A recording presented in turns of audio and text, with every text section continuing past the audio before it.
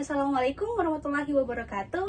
Halo Universe, sahabat komunikasi TV. Hari ini kita akan membahas sesuatu yang sangat penting, khususnya buat kita nih sebagai generasi Gen Z yang hidup di era digital. Saya mau tanya dulu nih kepada teman-teman, siapa di sini yang punya akun Instagram? Saya yakin di sini pasti ada teman-teman yang punya 2 akun Instagram. Bayangkan kalau teman-teman punya 2 akun Instagram, dan akun yang pertama cuman isinya foto estetik doang, dan akun kedua isinya portofolio teman-teman yang kesehariannya teman-teman doang. Yang mana nih yang akan dilirik oleh suatu perusahaan atau kampus? Jelas keduanya kan. Itulah dia pentingnya personal branding di era digital. Yuk sama-sama kita belajar personal branding. Tapi sebelum itu, perkenalkan, nama saya Vira Yunita, mahasiswa Universitas Fajar, program studi ilmu komunikasi. Jadi personal branding yaitu cara seseorang membangun dan menunjukkan citra diri kepada orang lain, baik itu di dunia nyata maupun di media sosial. Dengan begitu, orang lebih mudah dikenali, dipercaya, dan diingat sesuai dengan keahlian atau nilai yang ingin ditampilkan. Jadi, personal branding ini seperti reputasi yang sengaja kita bangun agar orang lain mengenali kita sesuai dengan potensi yang kita miliki. Kenapa sih personal branding itu penting? Pertama, personal branding itu membantu kita supaya dikenali dalam dunia profesional. Bayangin aja, kalau kamu punya citra yang jelas dan konsisten, orang-orang akan lebih mudah ingat sama keahlian yang kita tawarkan. Dan hal ini bisa membuka banyak peluang baru seperti pekerjaan, kolaborasi, bahkan proyek freelance. Lalu di pasar yang penuh dengan talenta, bagaimana kita bisa menonjol? Nah, di dunia yang banyak orang berbakat, personal branding itu jadi pembedah utama. Dengan personal branding yang kuat, kamu bisa menonjol di antara kandidat-kandidat. Apalagi kalau kamu bisa menunjukkan keahlian atau cara yang unik. Ini bikin kamu lebih kelihatan dan dilihat. Dan yang terakhir, personal branding ini juga meningkatkan reputasi keprofesionalan kita. Dengan citra yang baik, orang akan percaya sama kemampuan yang kita miliki. Selain itu, reputasi ini membantu kita membangun koneksi yang lebih luas dan memperluas pengaruh industri yang kita geluti. Dengan personal branding yang tepat, peluang karir yang kita miliki pun akan semakin terbuka. Lalu, bagaimana sih langkah-langkah membangun personal branding? Yang pertama, tunjukkan apa nilai dan tujuanmu. Kalau tujuanmu adalah dikenal sebagai MC yang handal dan bisa menghidupkan acara, kamu bisa mulai dengan berbagi tips tentang bagaimana membuat suasana lebih bisa hidup lagi, atau bagaimana cara membuat audiens kamu merasa nyaman. Dengan tujuan yang jelas, orang-orang akan lebih mudah mengenalimu dan apa yang kamu tawarkan sebagai seorang MC.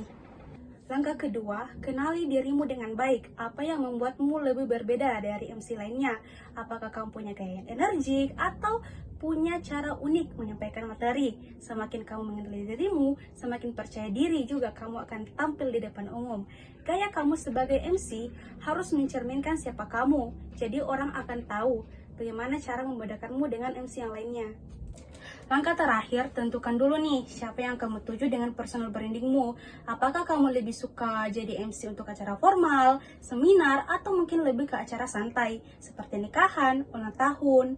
Dengan memahami audiens yang kamu tuju, kamu bisa menyesuaikan cara bicaramu dan gaya yang lebih sesuai agar setiap acara yang kamu bawakan berjalan dengan lancar dan berkesan. Sekarang kita masuk ke bagian yang penting banget nih, bagaimana cara membangun citra yang kuat di media sosial. Langkah pertama, pilih platform yang tepat. Jadi kamu harus tahu dulu nih media mana yang cocok untuk personal branding yang kamu tampilkan. Kalau kamu suka foto atau video, platform seperti Instagram, TikTok bisa ya kamu gunakan. Kalau kamu lebih suka ke artikel, kamu bisa menggunakan aplikasi Twitter. Intinya, pilih platform yang paling nyaman dan buat kamu bisa dilirik oleh banyak orang. Langkah kedua, pastikan konten-konten yang kamu buat itu menarik dan berkualitas. Tapi kualitas konten itu nggak selalu soal penampilan, tapi lebih ke konten yang bisa memberikan manfaat atau hiburan buat orang lain. Bisa berupa tips, manfaat, secara inspiratif, atau bahkan pengalaman pribadi yang bisa relate dengan audiensmu.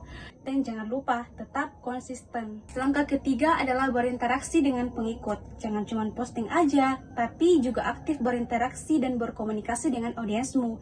Misalnya, balas komentar mereka, jawab pertanyaan, atau ikut ngobrol seperti di DM, live. Dengan berinteraksi, kamu bisa membangun hubungan yang lebih dekat dengan pengikutmu dan menunjukkan sisi personal yang lebih bikin kamu merasa dihargai.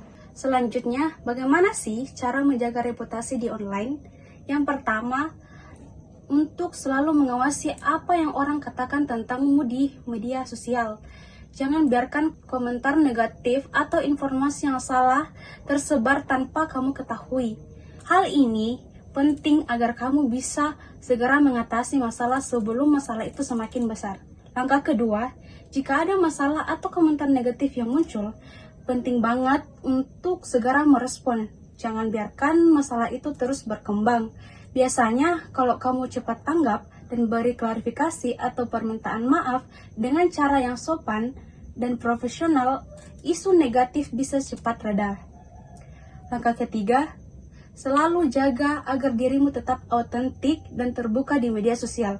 Jadi, ini adalah contoh sukses personal branding di media sosial, yaitu ada Tasya Farasya, seorang beauty influencer yang dikenal dengan gaya makeupnya yang unik dan super kreatif, lewat konten-kontennya yang gak cukup informatif, tapi juga menghibur.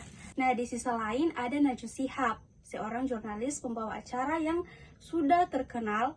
Najwa Shihab terkenal dengan citra yang kritis, berintegritas, dan tentunya inspiratif. Dia tidak takut untuk menyuarakan kebenaran dan mengangkat isu-isu yang penting. Dapat kita simpulkan bahwa personal branding sangat penting untuk membangun citra kita agar lebih gampang dikenali, dipercaya, dan diingat. Dengan langkah yang tepat, kayak tahu tujuan kita, audiens kita yang pas, dan konsisten di media sosial, kita bisa buka banyak peluang baru dan bisa membuat reputasi kita semakin kuat. Dan jangan lupa untuk selalu menjadi diri sendiri dan cepat tanggap jika ada masalah. Dengan personal branding yang oke, kita bisa tampil beda dan lebih dipercaya, yang akhirnya bisa membantu karir dan kesuksesan kita. Cukup sekian, saya Felinita. Assalamualaikum warahmatullahi wabarakatuh.